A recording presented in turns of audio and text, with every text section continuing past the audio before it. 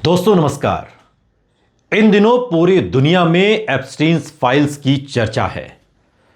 जो लोग इसमें शामिल हैं वो मुंह छिपाए घूम रहे हैं और आरोपों को नकारते घूम रहे हैं।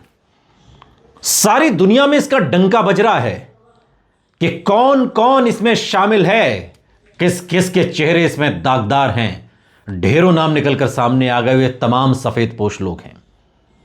Bill Gates, Donald Trump, Elon Musk, Mira Nair और हमारे देश से प्रधानमंत्री नरेंद्र मोदी का नाम भी इसमें शामिल है। यह दावा कांग्रेस की एक सोशल मीडिया पोस्ट से सामने आ गया है।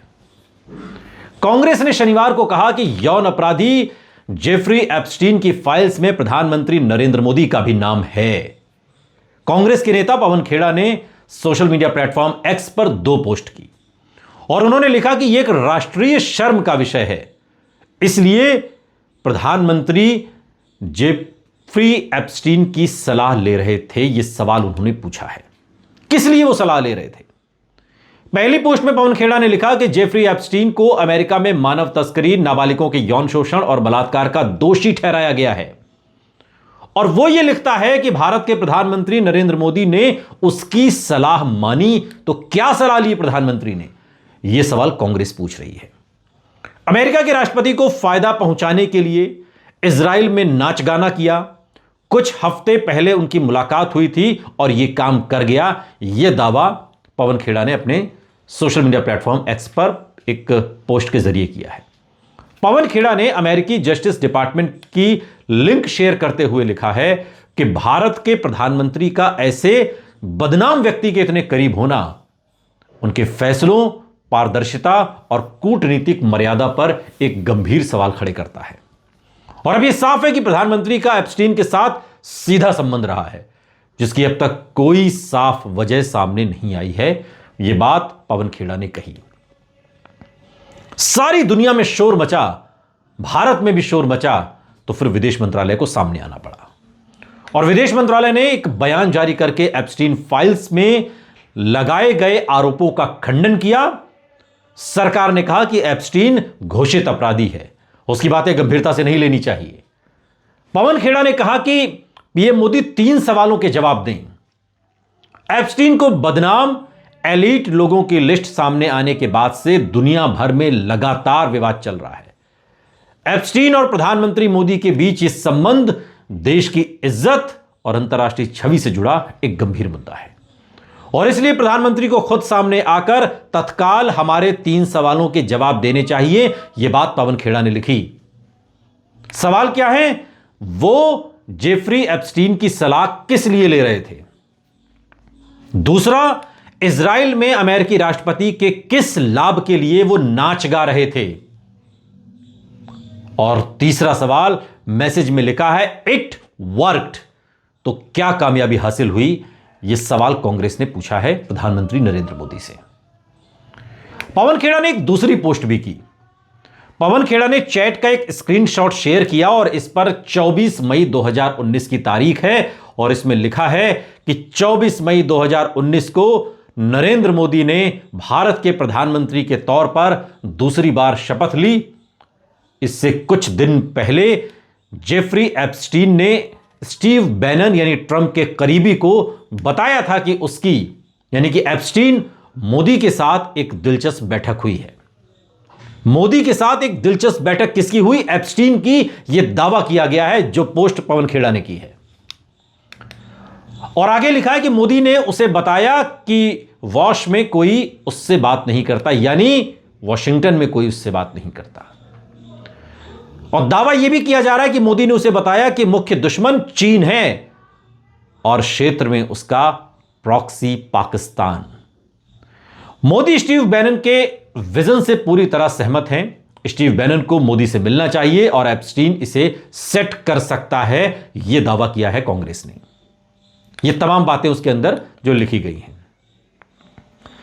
एप्स्टीन फाइल्स पर विदेश मंत्रालय का बयान सामने आया और साफ साफ विदेश मंत्रालय ने कहा कि हमने एप्स्टीन फाइल्स से जुड़े एक ईमेल को लेकर आई खबरें देखी हैं जिनमें पीएम के इजराइल दौरे का जिक्र है। जुलाई 2017 में पीएम का इजराइल जाना आधिकारिक और सच बात है। ईमेल में इसके अलावा कही गई बाकी बातें एक दोषी की मनगढ़ंत और बेकार बातें हैं जिन्हें पूरी तरीके से खारिज किया जाना चाहिए। यह भारत सरकार का ऑफिशियल स्टेटमेंट है।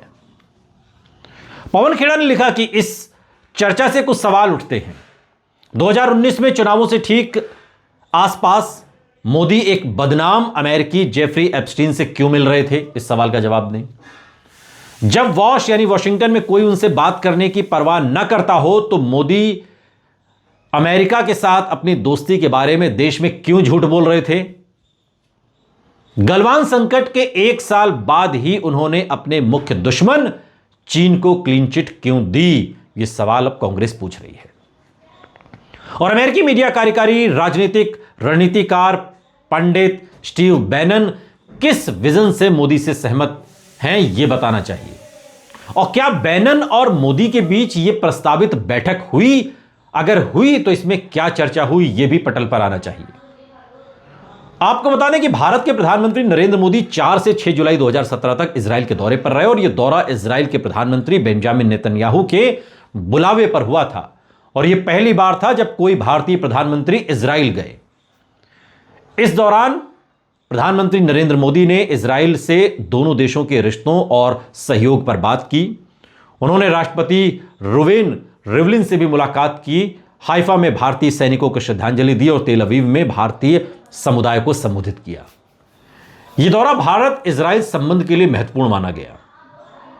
यह सब कुछ हुआ लेकिन कुछ पन्ने छूट गए, इसमें वो एप्स्टीन के हैं। लेकिन क्या है एप्स्टीन केस की यह पूरी कहानी, यह भी आपको समझनी चाहिए। इसकी शुरुआत 2005 में तब हुई जब फ्लोरिडा में एक 14 साल की लड़की की मां ने पुलिस में एक शिकायत दर्ज करवाई और इसमें कहा गया कि एप्स्टीन के आलीशान घर में उसकी बेटी को मसाज के बहाने बुलाया गया था, लेकिन वहां पहुंचने के बाद उस पर सेक्स का दबाव डाला गया और जब उसने घर लौटकर यह बात अपने माता पिता को बताई तो उन्होंने तुरंत पुलिस में शिकायत दर्ज की और तब पहली बार जेफरी एप्स्टीन के खिलाफ आधिकारिक शिकायत दर्ज हुई। पुलिस जांच के दौरान यह सामने आया कि यह कोई अकेला मामला नहीं है बल्कि ऐसे मामलों की तो एक लंबी फेहरिस्त है। धीरे धीरे करीब 50 नाबालिग लड़कियों की पहचान हुई जिन्होंने एप्स्टीन पर ऐसे ही आरोप लगाए। पाम बीच पुलिस डिपार्टमेंट ने इस मामले को गंभीरता से लिया और कई महीनों तक छानबीन की और इसके बाद एप्स्टीन के खिलाफ क्रिमिनल जांच शुरू हुई और यहां से यह पूरा मामला शुरू होता है। और मामले की जांच से पता चला कि एप्स्टीन के पास मैनहट्टन और पाम बीच में एक शानदार विला है। एप्स्टीन यहां हाई प्रोफाइल पार्टियां करता था जिसमें कई बड़ी हस्तियां शामिल होती थीं। एप्स्टीन अपने निजी जेट लोलिता एक्सप्रेस से इन पार्टियों में बहुत कम उम्र की लड़कियों को ले जाता था। ये लड़कियों को पैसों, गहनों का लालच या धमकी देकर भी मजबूर करता था और इसमें एप्स्टीन की गर्लफ्रेंड और उसकी पार्टनर गिस्लीन मैक्सवेल उसका साथ देती थी। हालांकि शुरुआती जांच में भी एप्स्टीन को लंबे समय तक जेल नहीं हुई और उसका रसूख इतना था कि 2008 में उसे सिर्फ 13 महीने की सजा सुनाई गई, जिसमें वो जेल से बाहर जाकर काम भी कर सकता था, यानी कि सिर्फ फॉर्मेलिटी के लिए, रस्म अदायगी के लिए। साल 2009 में जेल से आने के बाद एप्स्टीन लो प्रोफाइल रहने लगा और ठीक 8 साल बाद अमेरिका में जब मीटू मूवमेंट शुरू हुआ तो साल 2017 में अमेरिकी अखबार न्यूयॉर्क टाइम्स ने हॉलीवुड प्रोड्यूसर हार्वे वाइनस्टीन के खिलाफ कई रिपोर्ट्स छापी और इनमें बताया गया कि वाइनस्टीन ने दशकों तक अभिनेत्रियों, मॉडल्स और कर्मचारियों का यौन शोषण किया और इस घटना ने पूरी दुनिया में सनसनी पैदा कर दी। 80 से ज्यादा महिलाओं ने वाइनस्टीन के खिलाफ सोशल मीडिया पर मीटू के आरोप लगाए। इसमें Angelina Jolie, Salma Hayek, Uma Thurman और एशले जैसे बड़े नाम भी थे और इसके बाद लाखों महिलाओं ने सोशल मीडिया पर #मीटू लिखकर अपने शोषण की कहानियां शेयर की। इसमें वर्जीनिया गिफ्रे नाम की एक युवती भी थी जिसने एप्स्टीन के खिलाफ कई गंभीर आरोप लगाए और उसने दावा किया कि उसके साथ 3 साल तक यौन शोषण हुआ था और इसके बाद करीब 80 महिलाओं ने उसके खिलाफ शिकायत दर्ज करवाई और यहां से पूरा मामला खुलकर सामने आता है। सवाल यह कि जेफरी एप्स्टीन कौन था, कहां से इसकी शुरुआत होती है। जेफरी एप्स्टीन न्यूयॉर्क का एक करोड़पति फाइनेंसर था। उसकी बड़े नेताओं और सेलिब्रिटीज से दोस्ती थी। उस पर 2005 में नाबालिग लड़की के साथ यौन उत्पीड़न का आरोप लगा। 2008 में उसे नाबालिग से सेक्स की मांग करने का दोषी ठहराया गया और तब उसे 13 महीने की जेल हुई थी। एप्स्टीन के खिलाफ दबाव बढ़ा तो ऐसे में 6 जुलाई 2019 को न्यूयॉर्क में एप्स्टीन को फिर से सेक्स ट्रैफिकिंग के गंभीर आरोपों में गिरफ्तार किया गया। 23 जुलाई को उसे सेल में बेहोश पाया गया। उसके गले पर निशान थे और माना गया कि किसी ने उसकी जान लेने की कोशिश की थी और इसके बाद उसकी सुरक्षा बढ़ा दी गई, लेकिन जल्द ही हटा भी दी गई और फिर 10 अगस्त 2019 को उसी हाई सिक्योरिटी जेल में एप्स्टीन एक रोज मरा हुआ मिला। आधिकारिक रिपोर्ट में कहा गया कि उसने फांसी लगाकर खुदकुशी कर ली है, लेकिन कई मेडिकल और कानूनी एक्सपर्ट इस पर सवाल उठाते रहे। पोस्टमार्टम रिपोर्ट में कहा गया कि एप्स्टीन की गर्दन की कुछ हड्डियां टूटी हुई थीं और ये चोटें आमतौर पर गला घोंटने से जुड़ी हुई होती हैं, खुदकुशी से नहीं। जिस दिन एप्स्टीन की मौत हुई उस दिन उसकी सेल के बाहर लगे सुरक्षा कैमरे काम ही नहीं कर रहे थे और फुटेज वहां से गायब थे। यानी कि एक सोची समझी रणनीति के तहत ये सब कुछ किया गया था। क्योंकि एप्स्टीन की क्लाइंट लिस्ट में बड़े बड़े नाम शामिल थे और ऐसे में माना गया कि राज खुलने के डर से उसकी हत्या कराई गई है। एप्स्टीन की मौत के बाद FBI और जस्टिस डिपार्टमेंट ने इसकी जांच शुरू भी की, लेकिन धीरे धीरे ये सब कुछ धुंधला होता चला गया और अब जब खुलकर सामने आया है तो सारी दुनिया में भूचाल है।